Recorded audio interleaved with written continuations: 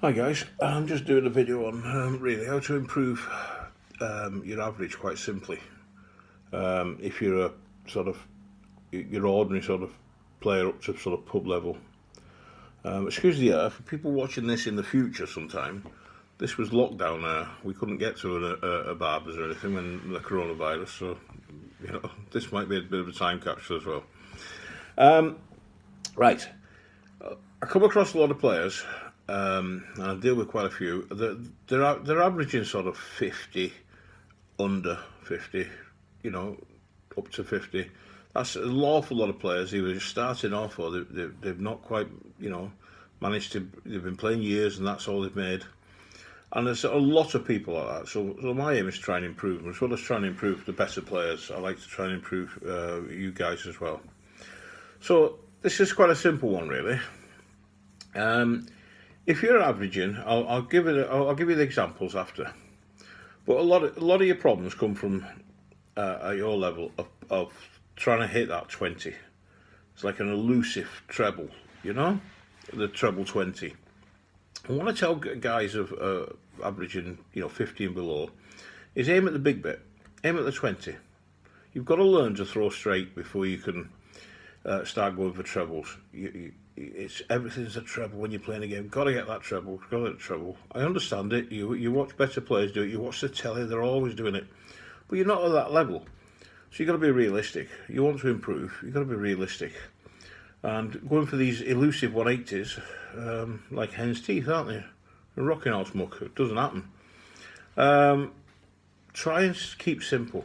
And I'll show you something that I think is relevant, really. The reason I want you to go for the big 20s is because it's a bigger target with less pressure on your throw, which means you'll throw straighter, so you'll get single 20s. If you go for treble 20s, it's a much smaller target, and it causes you to stray a lot into 1s and 5s. Is that you? Do you recognise that? So the whole job here is to improve you as a player. So go for the big 20s. And this is an example. If you hit 26s, 45s, 41s, too many of them. If you hit too many of those and you think, that's me, then have a listen. A lot of it's down because you're straining for that treble. So you stray one side and the other, like I said to you. There's more pressure on your throw and that causes you to snatch more. If you could cut out just 3 of those 26s, 41s, 45s in a game, just 3. If you cut them out and it's 60 3 times, 3 single 20s, 3 times in a game instead of the 41, 45, 26. All that is, it's just 4 extra 20s, that's all, going for the big one. If you could do that, and with practice and effort, save 2 darts that you're wasting at doubles. Because, on average here, cut out 2 of your darts that you're wasting at doubles when by practicing properly. This is what happens. Just by simply doing that, this is what happens. Somebody who's finishing in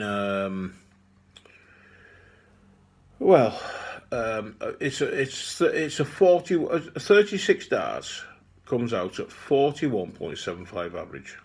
Just for you to know. So we'll work on that figure.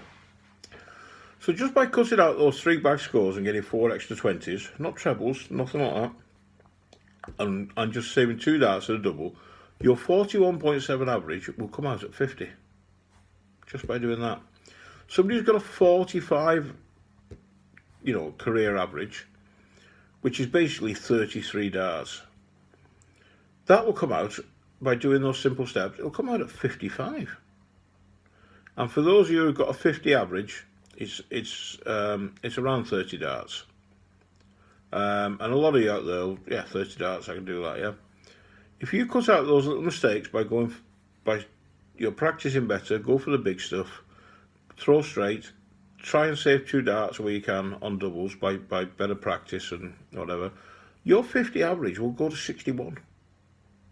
Now, a lot of you lads out there, that's great improvements. Obviously, I'm talking now long-term averages here. you know, your games, you'll hit 70 odd average. That you're not a 70 odd average player, though, are you? It's what all the games together count as an average. Some people don't seem to understand that. So you'd bring your career average up to 61 from 50 just by cutting out those silly mistakes, by not going for the treble. Once you get confidence and your average has gone up, then we can look at, you know, scoring on the trebles a lot more, because you know your arms throwing straighter. So the main thing here, it's what I try and do when I coach players who are starting off or, you know, are struggling. My aim is to bring them up a level, so 35 to 45, 40 to 50, 50 to 60, and it's quite simple to do, really. So the things you need to do here to get that, to see if you can, is walk before you run. You know, don't try and be straight away. You're all over the board.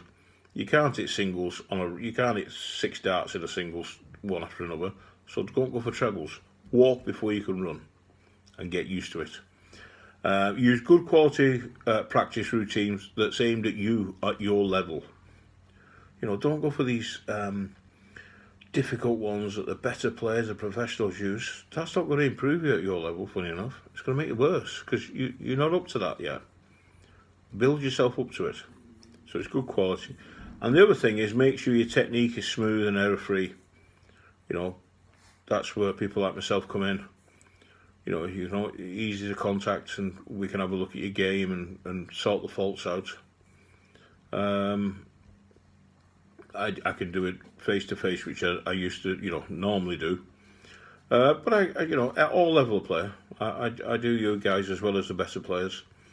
But I do the video coaching as well, which is handy for people who want it a bit cheaper. They don't want to travel, or you're abroad. You know, you're overseas, and you want, you know, a coach. I do the videos, video analysis and everything, follow up, and, you know, support afterwards. I'm £69 or whatever that is in your currency, wherever you are in the world. It's quite reasonable. Anyway, I just thought I'd come in and show you that. All right, guys, have a good day.